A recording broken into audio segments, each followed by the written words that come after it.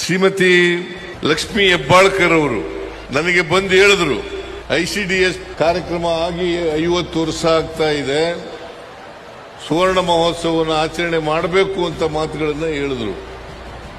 ನಾನು ಹೇಳಿದೆ, 50 ವರ್ಷ ಆಗಿದ್ರೆ ಇದು ಒಂದು ಮೈಲುಗಲ್ಲು, ಇದನ್ನ ಆಚರಣೆ ಮಾಡಲೇಬೇಕು ಅಂತಕ್ಕಂಥ ಕಾರ್ಯಕ್ರಮವನ್ನ ಹೇಳಿದೆ. ನಿಮ್ಮನ್ನೆಲ್ಲ ಸೇರಿಸಿ ಇಷ್ಟೊಂದು ದೊಡ್ಡ ಪ್ರಮಾಣದಲ್ಲಿ ಕಾರ್ಯಕ್ರಮವನ್ನ ಶ್ರೀಮತಿ ಲಕ್ಷ್ಮೀ ಹೆಬ್ಬಾಳ್ಕರ್ ಅವರು ಮಾಡಿದ್ದಾರೆ.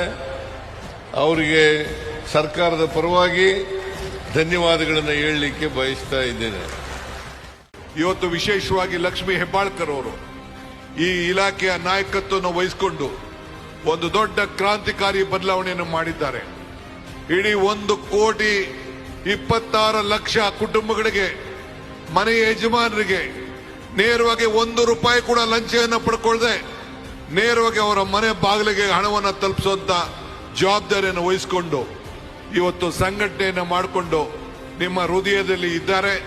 ನಮ್ಮ ಸರ್ಕಾರಕ್ಕೆ ಒಂದು ದೊಡ್ಡ ಆಸ್ತಿಯಾಗಿ ಇವತ್ತು ಅವರು ಕೂಡ ಕೆಲಸವನ್ನು ಮಾಡ್ಕೊಂಡು ಬರ್ತಾ ಇದ್ದಾರೆ.